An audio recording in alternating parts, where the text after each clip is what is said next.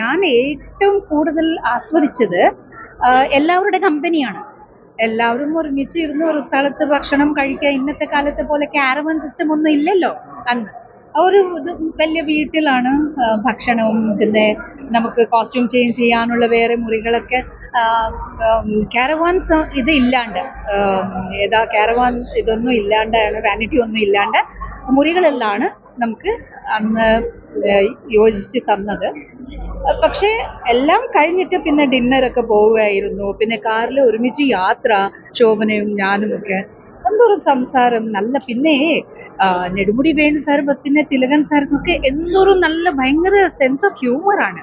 നല്ല sense of ഹ്യൂമറാണ്. പിന്നെ കുതിരവട്ടം പപ്പു പോലും, പിന്നെ ഗണേഷ്, പിന്നെ നമ്മുടെ സുധേഷ് എല്ലാവർക്കും നല്ല ഹ്യൂമർ സെൻസ് ആണ്. പിന്നെ ഇതിൽ ഒരു രാമനാഥൻ എന്ന മഹാദേവൻ